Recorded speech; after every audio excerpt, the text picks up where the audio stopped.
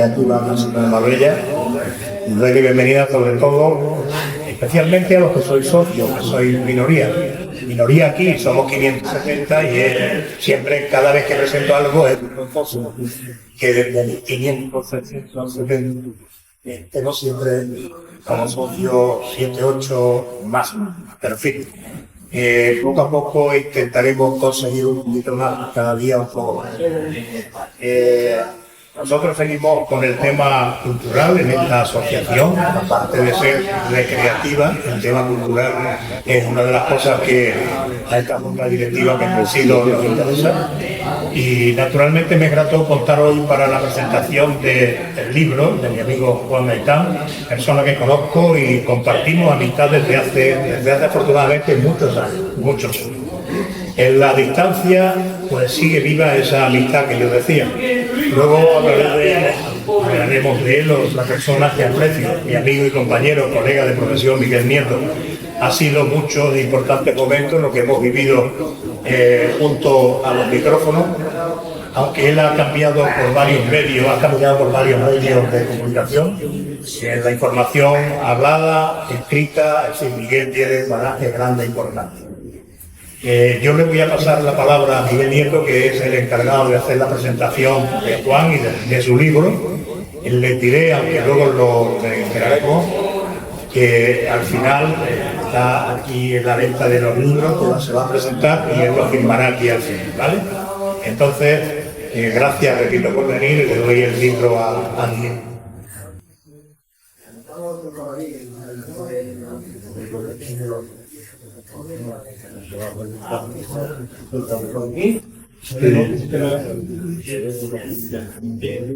Eso es para aplaudir un poco más siempre.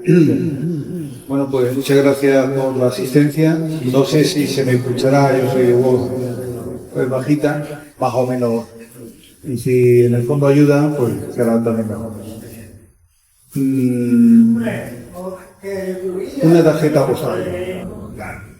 Malagueño, de 1966, comedia alma en Cádiz. Periodista y escritor, tirando más a poeta. Profesor y crítico de literatura, tirando más a creativa. Columnista, tirando más a soñador. Mancomunado, no sé si por estar más cerca del mar costasileño. Entre libros, poemas y columnas le ha dado por recibir premios, de los que se siente especialmente orgulloso, como el José María Pegán de Periodismo, el Premio Ateneo Universidad de Málaga también de Periodismo, así como la Medalla de Honor del Periodista. Como ven, ha piñado fijo en lo de periodista, aunque igual ahora le puede un poco más la lírica.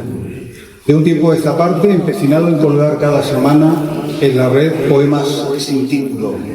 No se le ocurre nunca, lo que puede interpretarse como devoción por la intriga o también como simple pereza conceptual. En la infancia, que no es de un patio de Sevilla, sino de una calle y un rebalaje de San Lucas, gustaba de volar gomitas, recitar poemas en los carnavales, todo un niño de Bibi, según confiesa, ayudar a sus compañeros de pupitre a estafar al profe en las redacciones, los dictados, imitar a Lorca en sus primeros rugbios y, lo más importante, fascinarse por las palabras y con las acacias. En ambas disciplinas ha logrado desarrollar cierta destreza. En lo de las acacias, yo creo que lo es. Como pueden comprobar, cultiva su barba, que le hace más viejo, tanto como sus versos, que pretende le hagan más joven, y esto ya no sé si lo logra. Amigo de los que echan el resto, a veces le da por editar, lo que se le da bastante bien porque cuando aterriza, con más o menos pericia, baja de las nubes versos y sueños que en realidad ya estaban abajo, junto al mar y las acacias. De eso se va enterando con el tiempo, que dice que ya ha perdido, sin revisión. Pero en fin, estos desvaríos no se los tenemos muy en cuenta, porque lo de ir y venir se le da bastante bien, hasta el punto de que publica y le lee, y es una gesta inconmensurable en este oficio, y de eso se lo puedo asegurar que es así. Encima tiene tiempo de viajar y hasta de leer como un poseso, que fue niño pobre, pero con libros. En suma, Juan Gaitán es un bicho de los que escasea, de los que se hacen querer.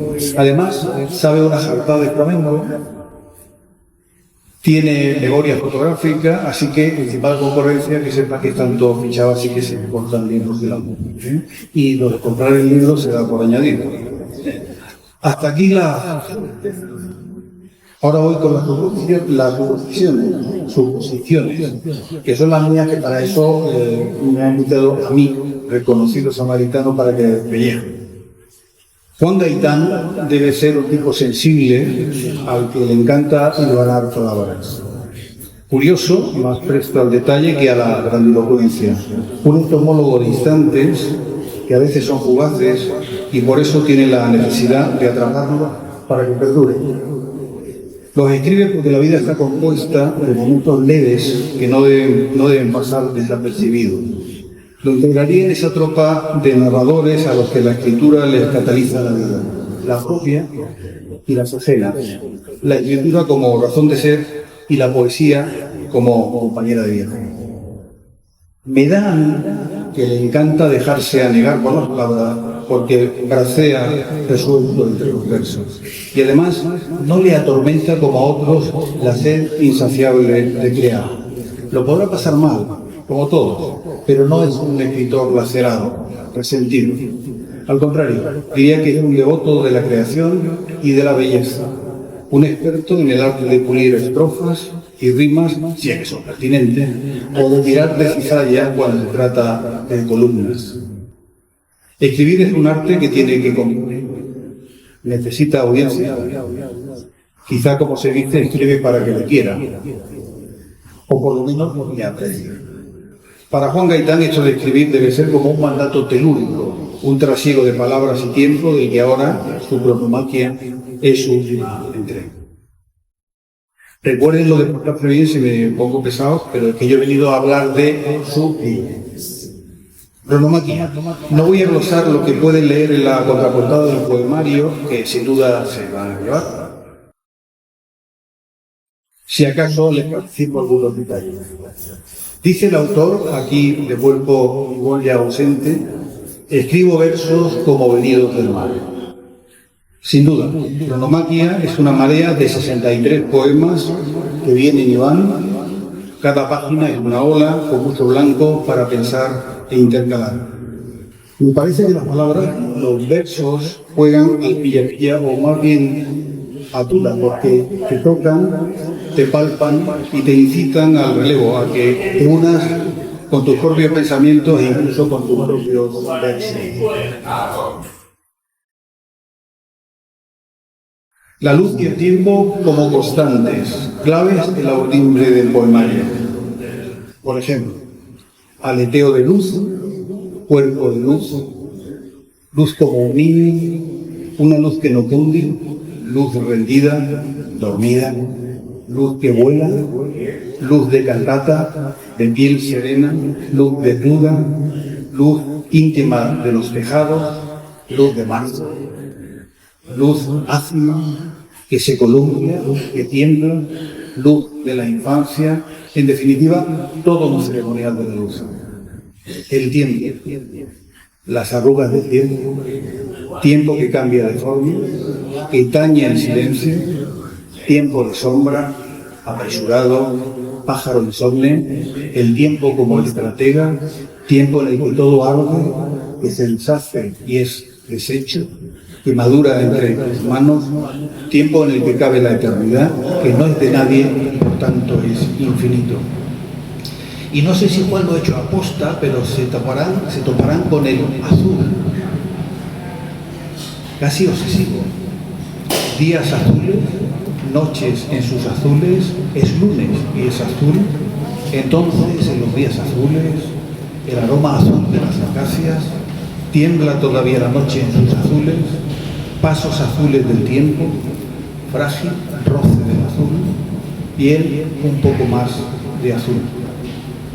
Y además, taracea donde juega con la brisa, la arena, el espejo, la soledad, el otoño, las mañanas, la tristeza y, capítulo aparte, el silencio, ese haz de luz que se desvanece.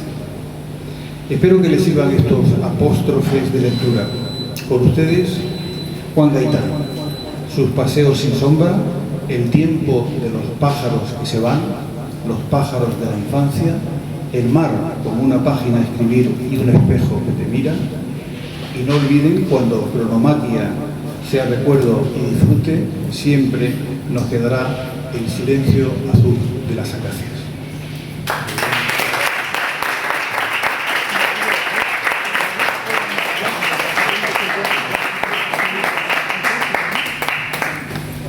Ahora les toca a ellos. Bueno, este aquí, me lo pego aquí. De todas maneras, yo soy de los de bozarrón, a mí se me oye. Muchas gracias. Les agradezco profundamente su presencia y su atención. Son ustedes encantadores, muy amables. A partir de hoy estoy hermanado con Miguel, ya éramos amigos hace muchos años, igual que con Salvador. Esta profesión nos ha unido hace casi 40 años, pero hoy, después de que haya dicho estas cosas tan maravillosas, pues ya tengo una deuda permanente contigo, querido Miguel. Algunas cosas, a lo mejor me las preguntas, pero por si no me las preguntas, las acacias, has dicho que es verdad, tengo memoria fotográfica, esto es un defecto que trae uno de fábrica como cualquier otra cosa, ¿no? Mi primer recuerdo, el más antiguo que tengo, es alargar la mano para coger una rama de un árbol y caer una lluvia dorada, que eran las flores de la acacia, que son doradas. Entonces yo estaba en brazos de mi hermano Manuel, de mi hermano mayor, y cuando yo le conté un día ese recuerdo, me dijo, tú no podías tener más de 3 meses cuando pasó eso. Él lo recordaba, pero él tenía 13 años más que yo. Entonces él sí recordaba eso. Dice, tú no podías tener más de 3, 4 meses, Juan. Y ese es mi recuerdo más antiguo. Y es una fotografía. Yo tengo la fotografía de esas flores de acacia lloviendo sobre mi cabeza. Por eso la acacia es permanente. Lo del azul, y si quieres que te vaya diciendo algunas claves, lo del azul, a mí el azul me gusta mucho como color, pueden comprobarlo, ¿no? Vengo vestido de azul. Pero luego el azul es un color extraño que aparece en nuestro espectro cromático hace relativamente poco tiempo. El azul durante muchos años no existió. De hecho, Homero no cita el azul. En la Ilíada y en la Odisea no aparece la palabra azul, y cuando habla del mar dice el mar de bronce. El azul es un color denostado durante toda la Edad Media. Si se fijan, si tienen alguna vez la curiosidad y miran los blasones, los escudos de armas de los nobles, de las grandes casas medievales, no está el azul, siempre está el púrpura, el rojo era el color de los reyes y el azul el color de los pobres, porque era muy difícil de conseguir el tinte azul, y el que se conseguía barato, que era después de machacar y hacer un larguísimo proceso con una planta que está por Centro Europa, duraba muy poquito y tendía a ponerse de un color sucio, casi grisáceo. Entonces era el color de los pobres y nadie lo quería. Hasta que se consigue fijar bien los azules, nos metemos casi en el bien avanzado del siglo XIX, con lo cual es un color reciente, un color que no ha tenido aprecio, aunque ahora sea más apreciado. Y bueno, pues por todas estas tonterías que a mí me da por leer en las noches de insomnio, porque esta es otra de las peculiaridades, dormir muy poco. Entonces, bueno, pues el azul está presente por todos. Y no sé si quería saber alguna cosa. Empecemos nosotros. ¿Se me escucha quizás si le pego un poco de voz? Sí, se escucha. Vale. ¿Escribir es un oficio luminoso? Escribir es un oficio a veces luminoso y a veces oscuro. Hay una novela de Cela, Oficio de Tinieblas. El oficio de tinieblas es uno de los rezos del canon monacal, pero él lo utilizó como oficio de tinieblas del escritor. El escritor escribe entre tinieblas. Un poeta muy querido, amigo mío, Álvaro García, de mi generación, me decía, siempre se escribe con los pies y las manos frías. Y es verdad, escribir es un ejercicio que te consume la energía. Gastas mucha energía cuando escribes. De hecho, te puede dar mucho apetito. Estás escribiendo con intensidad. Cuando entras profundo en el texto, estás escribiendo 2 horas con intensidad como si hubieras corrido un maratón. Te quedas desmayado. Necesitas comer algo y con azúcar, porque el cerebro consume mucho azúcar. Así que es más oscuro que luminoso. Me da mucha Bastante.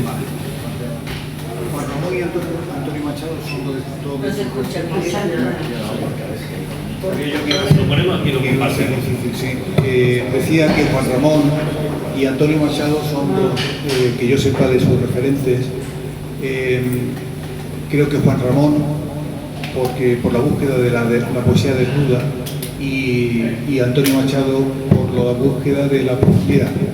No sé si acierto Completamente. ¿Te define un poco eso? Sí, me define. O sea, lo que yo busco, lo que yo quisiera que fuese mi poesía, que no sé si lo es, porque tú has dicho que soy crítico literario, y es cierto, pero lo que nunca he querido ser es crítico literario de mi propia obra. Esto sería algo feísimo, ¿no? Entonces, yo no sé si yo he encontrado ese lugar intermedio entre los dos grandes, entre Antonio Machado y Juan Ramón Jiménez. De Juan Ramón me interesa mucho la poesía sin artificio. A mí no me gusta el poema enrevesado, cargado de grandes figuras, con un hipérbato que modelo Góngora, ¿no? Empieza en el verso 1 y acaba en el verso 7 y tienes que hacer un ejercicio para desentrañarlo. A mí me gusta la palabra directa, cercana, fácil de comprender. Pero me gusta al mismo tiempo que el poema tenga una cierta profundidad temática, que te cuente algo, que te conmueva en el razonamiento.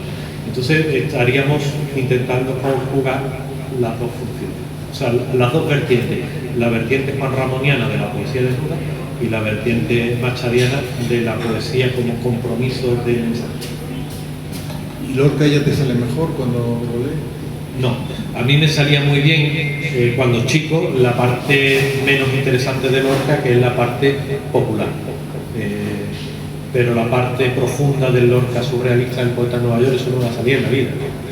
Desgraciadamente, ya quisiera yo. Yo no, eso no estaba bien.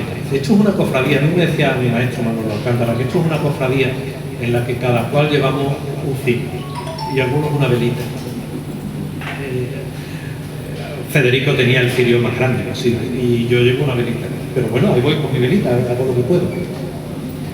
Si alguien quiere hacer alguna pregunta, no tiene más. ¿Cuánto de musicalidad o de música hay en la poesía? En principio debería serlo todo. La poesía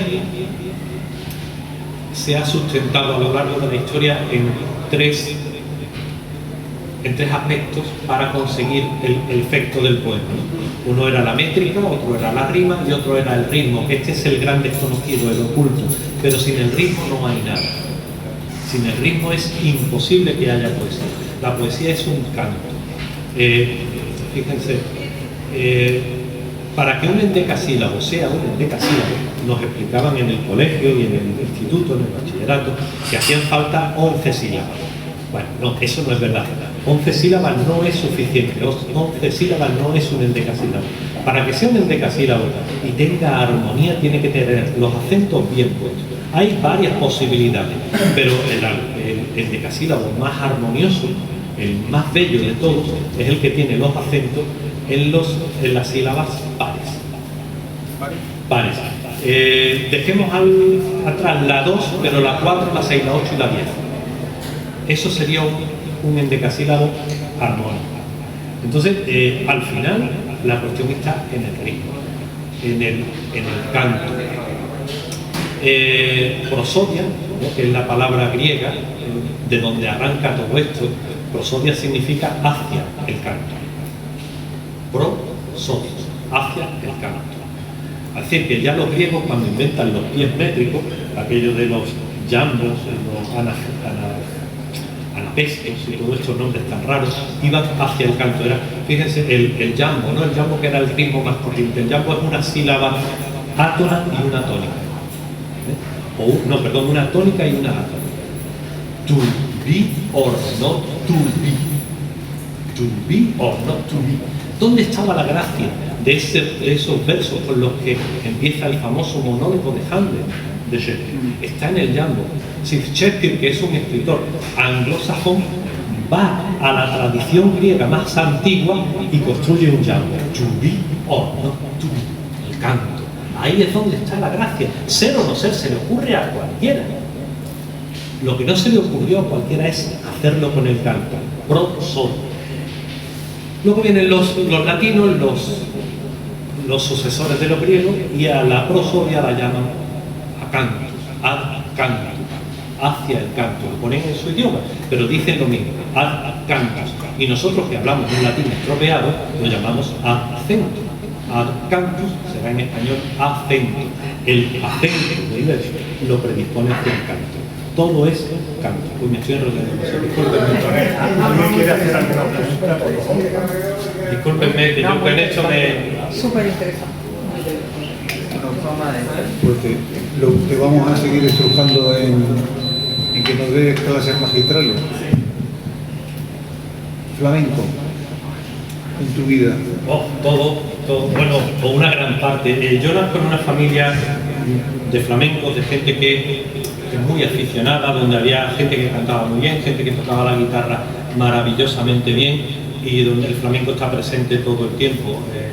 Yo no tuve nunca que aprender la diferencia entre una soleá y una sigrilla o una bulería, nunca lo aprendí porque lo supe desde siempre, siempre estuvo ahí. El flamenco es el lugar donde el pueblo andaluz esconde su tradición cultural, donde acaba refugiándose para poder hacer lo que había hecho y luego llega una gente que dice que no puede hacer.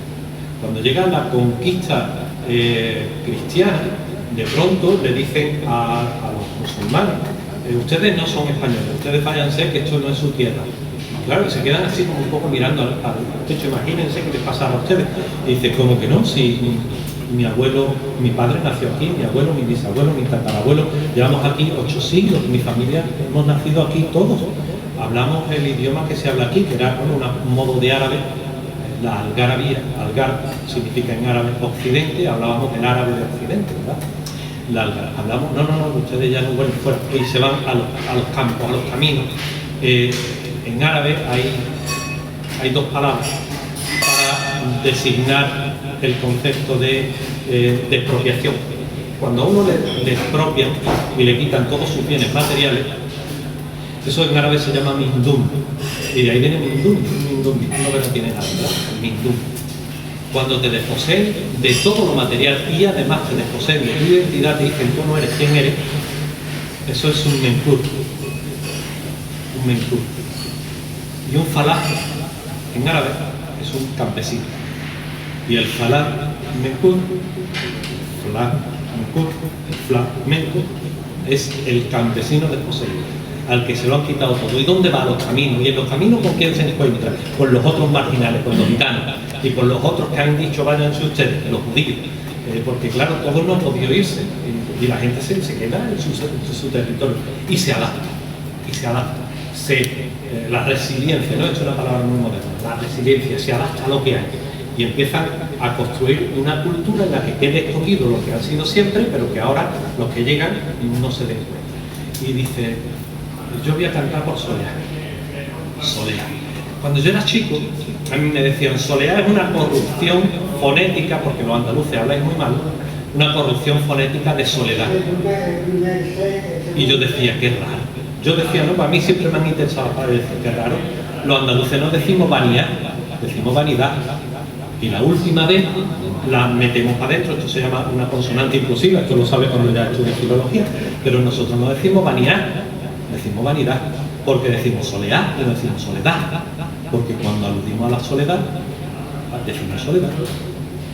La soledad que uno busca no se llama soledad, es el vacío que le hacen a uno lo demás.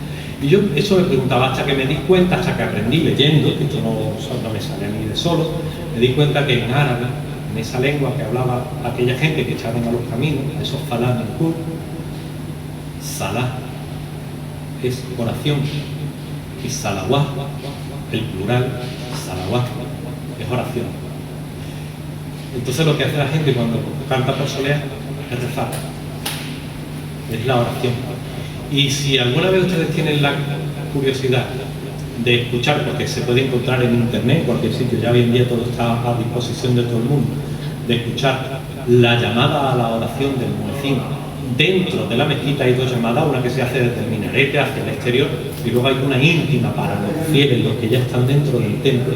Si ustedes oyen al muecín esa llamada a la oración, oirán una soleá. Es exactamente el mismo tiempo, los 12 tiempos de la soleá. Así que esto es todo el flamenco.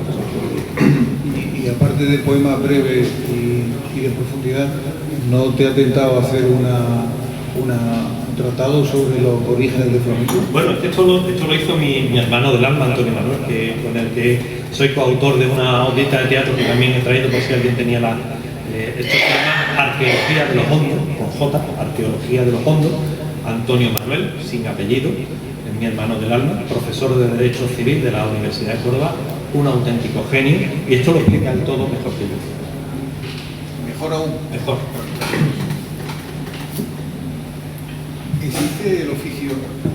¿Existe el oficio de poeta? Sí, hay poetas de guardia. Gloria Fuerte era la poeta de guardia, ¿no? Ella se decía así misma, sí, el oficio de poeta existe. Se puede vivir de la poesía muy rara vez, muy pocos lo han conseguido. Quizá en otro tiempo es más difícil, pero Neruda vivió muy bien de la poesía. Neruda de los 20 poemas de amor y una canción desesperada salió una inmensa riqueza. La casa de Intrina Negra, aquella famosa donde tenía los mascarones de Croix, la compró con los derechos de autor, con parte de los derechos de autor. Hoy es un poco más complicado, pero se puede vivir de la poesía y se puede vivir en poesía, que quizás sea más interesante. Cuéntame la historia, que eso sí me tiene intrigado.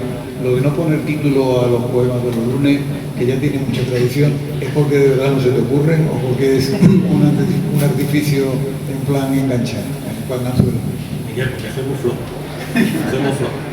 Porque verás, yo me he pasado años en los periódicos titulando. Yo fui redactor jefe mucho tiempo, entonces yo tenía que hacer los titulares de las noticias, cambiar las que no me gustaban, adecuarlos. Y titular es una cosa horrible, porque titular es condensar en 10, 6, en 5 palabras el contenido completo de un texto, que luego a lo mejor son 600 palabras o 1000 palabras. Entonces eso es realmente complicado, pero fíjense ustedes, si la poesía es la condensación literaria más profunda, si mi búsqueda es poner en el poema los menos elementos posibles, condensar eso todavía más en una o en 2 palabras me parecía bastante complicado. Y si no quieres eludir el título, acabas haciendo algo cursi, diciendo balada de otoño, el mar al atardecer, y esto queda cursilón, y de un mejor no ponía nada. Y también es un juego ya con los lectores para que el lector juegue a ponerlo si le apetece. Sí, es que como está hablando, tú le estás preguntando y además ha tocado el tema del flamenco, entonces yo me he ido rápidamente a buscar algo de la soleá, aunque luego escucharemos tus cosas. Pero este tema de Federico García Lorca, la soleá, es que lo he explicado de tal forma que parece que estaba en el pellejo de García Lorca cuando le escribió. Dice: vestida con mantos negros, piensa en el mundo es chiquito y el corazón es inmenso. Vestida con mantos negros, piensa que el suspiro tierno y el grito desaparecen en la corriente del viento. Vestida con mantos negros. Se dejó el balcón abierto y el alba por el balcón desembocó todo el cielo. ¡Ay, ay, ay! ¡Qué vestida con mantos negros! Y ahí es que un sentimiento, cuando he dicho antes lo de Fela Neite, es verdad, del flamenco, es verdad que hay sentimientos que en un momento que no se podían expresar como se quería, pero realmente y afortunadamente todavía lo tenemos, sí, y cada vez más. Pero se sorprenderían ustedes la cantidad inmensa de mensajes escritos en lengua árabe que están en el flamenco y en la música popular. Les voy a decir uno, ¿vale? Uno nada más. Ustedes todos, pues ya tienen toda una edad, seguro le han cantado alguna vez a algún niño: ¿dónde están Gaya, Matari, Rile, Rile, bien?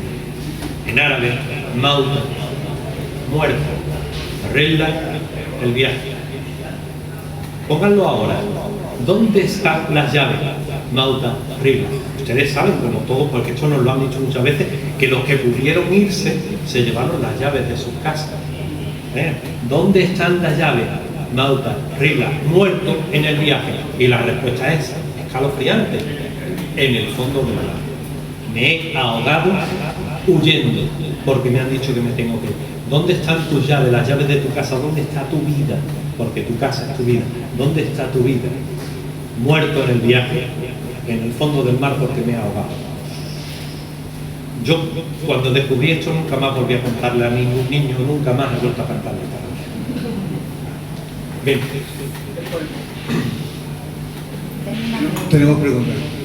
Yo he leído ya algunos de tus versos, casi todos, y el paso del tiempo es un tema recurrente.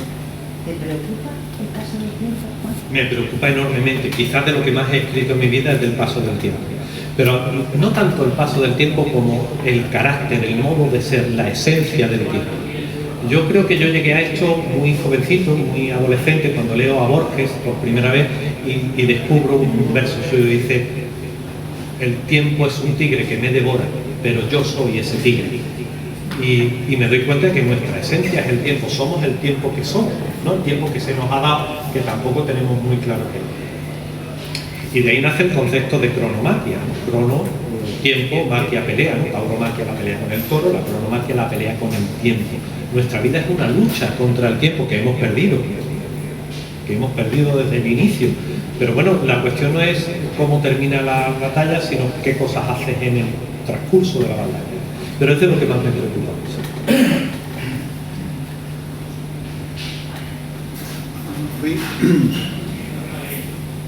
Existe una imagen, si quiere, no sé, recurrente, de que los poetas siempre andan por el ritmo. Un poeta tiene que estar con la expresión muy manida, con los pies en la tierra, pero me refiero, el poeta tiene que sentir la actualidad, o siempre se le ve como que está ajeno a las cosas que pasan.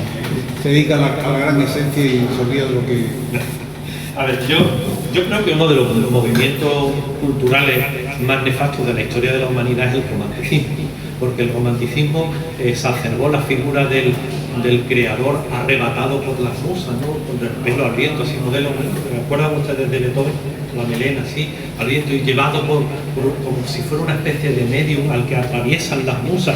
No, esto no es verdad. El poeta se desayuna por la mañana y tiene que ir a su trabajo, tiene que escribir una nota de prensa, en mi caso, o convocar una rueda de prensa para los compañeros, o escribirle un discurso a uno de tus políticos para que luego vaya y lo diga en un campo de golf, y tienes que escribir de golf. Y luego sin poesía, claro. A veces, alguna vez en medio le metes una cita de un poeta y luego el tipo queda bien, ¿no? Y la gente dice: oye, qué bien, que he leído. Eso lo has colado. Eso lo has colado tú. Bueno, muchas cosas pasan, ¿no? Pero es tu oficio. Y fíjate, yo en mis años de profesión, yo fui corresponsal de guerra, que estuve en la guerra del Golfo, la primera, la del 91, con 24 añitos, me tocó cubrir aquello y he visto cosas difíciles. Durante muchísimos años fui redactor de sucesos. Tú también te has hecho muchísimos sucesos, hemos visto cosas muy feas. Y de todo eso hemos escrito. Y luego cuando te quedas a solas contigo mismo y la poesía nace de algo que te ha emocionado, porque el arte en general es la expresión de una emoción. El arte es un modo de comunicación. Nosotros nos dedicamos a la comunicación, pero a la comunicación de información. Lo que comunica el arte es la emoción. Cuando te plantas delante de un cuadro y te conmueve, ahí se ha producido esa comunicación. Y eso es el arte. Solo eso es. Lo maravilloso del arte es que provoca la comunicación entre personas a lo largo, a pesar de la distancia y a pesar del tiempo, porque todavía hoy, 3000 años después, cuando Homero dice: canta, oh musa, la cólera de Ulises, que es como empieza la Odisea, ya te conmueve y ya te abre las perspectivas y entras en comunicación con Homero, que lleva 3000 años muerto, y dice: a ver, Homero, cuéntame la cólera de Ulises. Entonces, eso es el arte. Cuando tú te quedas solo y tienes una conmoción ahí, tienes una emoción que quieres contar al mundo, pues lo juntas en 4 versos, con 10 y lo que puedes. Al hilo de eso, ¿cuánto de imperecedero hay en los versos? La esencia del verso es la eternidad, pero la eternidad no es esencia, la eternidad es mentira. Dentro de 300.000 años, o el tiempo que sea, yo estaré a la misma altura que Cervantes. Así que todos iremos a la nada. Hay unos versos de Borges. Borges era muy gracioso y muy malicioso también, le gustaba chinchar, ¿no? Entonces hay un poemita muy breve suyo que se llama A un poeta menor, es decir, un poeta que no conoce nadie, dice: el olvido es la meta, yo llegué primero. Esa es la meta, la meta es siempre el olvido. A ver, esa hace el entuerto que yo estoy harto de escucharlo, que la poesía es la gran olvidada de la literatura. Bueno, la poesía es para grandes minorías, es para pequeños grupos como ustedes esta tarde, que sienten la curiosidad de escuchar a un poeta, pero es la que más ha durado. Aunque yo soy de los que opinan, como teórico, que primero fue el cuento es anterior a la poesía nace como una necesidad mnemotécnica, es mucho más fácil recordar aquello que tiene ritmo y aquello que rima, y entonces empezamos a construir la épica, es decir, la construcción del héroe, las batallas, en modos rítmicos, para que sean más fáciles de recordar y de recitar por los lugares. Primero nace el relato, pero la poesía está ahí desde siempre. Somos animales poéticos, animales artísticos. El ser humano es un ser que necesita de la expresión artística. Fíjense ustedes que lo primero que hacemos, ¿no?, cuando empezamos a ser hábiles, a tener habilidad en las manos, hacemos el cuenco, ¿no? Con el barro y lo cocemos, nos damos cuenta que cuando lo ponemos al fuego se endurece. Hacemos el cuenco para meter el agua, la comida, lo que necesitemos. Deberíamos haber parado ahí. Ya cumple la función, que es lo inmediatamente después de decorarlo. Lo inmediatamente después de hacerle un dibujito, ponerle un animalito, decorarlo. ¿Por qué? Porque tenemos la necesidad de la expresión artística y la necesidad de la belleza. Por lo tanto, la poesía no tiene fecha de caducidad, porque siempre que haya belleza estaremos ahí. Otra curiosidad, ¿tú crees que todo escritor al final, aparte de que tenga poesía en el alma, termina haciendo poesía? No, no todo. Antonio Soler, que es un maravilloso escritor, un narrador fabuloso, siempre dice: yo no he escrito un solo verso en mi vida, y seguramente no lo escribiré. No, la poesía es un género y es solo para los que pueden acceder a ese género. Todo el mundo no le interesa o no está capacitado. ¿A ti te gusta destilar las palabras? Perdón, destilar. Sí, yo le doy mucha vuelta al poema, aunque tenga 4 versos, le doy mucha vuelta. Voy dejando que madure. Nunca tengo prisa. Nunca en mi vida he tenido prisa con un verso o con una prosa que fuera artística. La prosa urgente del periodismo, sí, esa no te queda más remedio porque todo es para ayer. Tú lo sabes como yo, hemos vivido de esto. Pero para lo artístico no, nunca he tenido prisa. Dale tiempo. Todo acaba sedimentando. No te equivocas, no es para ayer, era para antes de ayer, si se lo pensaran así. Bueno, ya que hablas de no tener prisa, si no hay alguna pregunta más, alguna inquietud, algo, pues entonces le vamos a dejar que después de haber sido convenientemente despellejado, que te explayes y... ¿Cuánto pues, tiempo tenemos? sin prisa. Vale. Entero no, ¿eh? No, porque entero si no, no. te lo compras. No, les voy a leer unos cuantos. Unos cuantos, para que tengan ustedes una pincelada, por si parece que les gusta, pues bien. Y así ven que yo he atinado en algunos de los temas que... Me voy a poner la gafa porque esto también es una cuestión del tiempo. El paso del tiempo hace que uno necesite gafas. Les voy a leer algún poema. Ocurre de vez en cuando. Buscando un libro que el tiempo ha extraviado, aparece de pronto la antigua agenda que has guardado tantos años. Y te detienes a hojear sus páginas pobladas de muertos. Y después de la nostalgia, comprendes que eres tú quien se ha muerto todas esas veces. Y que en otras agendas es tu nombre el que se ha extraviado en el tiempo. Y que es a ti a quien le hace señas la leve aflicción de los brazos. La mayor cualidad del tiempo es la paciencia. Va ovillando el olvido con la seda de tus días y solo te queda la urgencia de un poema para llevarle la contraria, para hilar en él, en su leve latido, lo que encubre la inmensa soledad de la memoria. En la lengua luminosa del agua, en el dios al que rezan los jazmines, en la quietud de las barcas hundidas y en la serena piel de los veranos, en la luz temblorosa de la tarde, en la desnuda oscuridad del deseo, en la pequeña razón de la llama y en el hueco entre tu mano y mi mano, se posa, como dormido, el silencioso tiempo. Entonces, en los días azules, con frecuencia me sentaba a escuchar la luz del mediodía, todavía sin saber que todas las horas lindan con la muerte, y a descubrir que una línea bermeja, como de sangre oxidada, idéntica a la que hiere el azul cuando nace la mañana, se abría con cada palabra. De aquel tiempo casi todo lo he perdido, pero vuelvo a veces la cabeza esperanzado, por si mi niñez sigue cantando aquel verano en que bailaron las acacias. Hay un momento de la infancia, allá por los 9, 10 años, en que de pronto te sientes con fuerzas para la soledad. En aquellos días en que fui por primera vez capitán de mí mismo, cogía la orilla de las vides cuando el poniente venteaba la sal, el mar llamándome con su voz de amigo, y cruzaba los campos hasta encontrar mis huellas en la arena. Sí, hubo una vez un niño y un verano, un mar y un silencio, un modo perfecto de felicidad.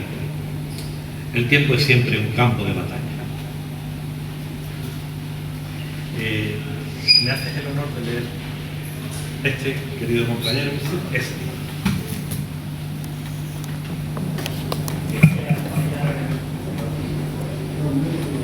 Creo que del corazón del mar nace el silencio y que en algún lugar del tiempo se conserva la palabra transparente del niño que fui, y que la luz entra más tarde en una casa vacía y que no hay poema que no hable de sí mismo y que siempre hay una sombra donde la palabra bondad. Creo que el pasado es la huella de un animal que vuela y que envejece mejor los días del verano, y que también las ventanas se asoman a nosotros y que cuando yo me haya ido, alguien captará mi futuro. Y creo que me moriré al atardecer con el sol ya caído y que después solo seré piel y mirada en tu memoria. Qué bueno, qué bien lo veo.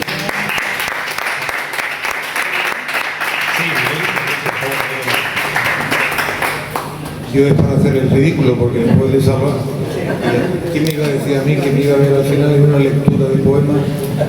Yo que ni ripio, vamos. Yo peor que el compañero Soler.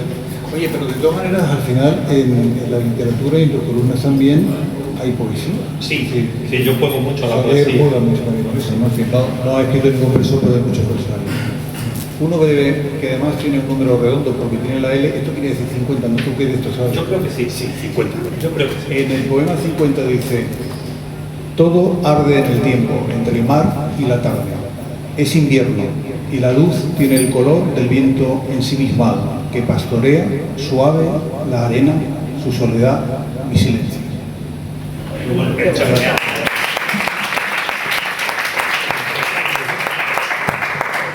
Voy a leer el último, creo que ya lo hemos puesto bastante pesado y no conviene abusar de su amistad y de su generosidad. Así que este es el último y agradeciéndole sinceramente que hayan tenido la paciencia de escucharlo. El penúltimo. Conozco las ceremonias de la luz, sus pasos esperados por los peldaños del día. Sé que dejado el tiempo igual que él me deshace a mí, apresurado.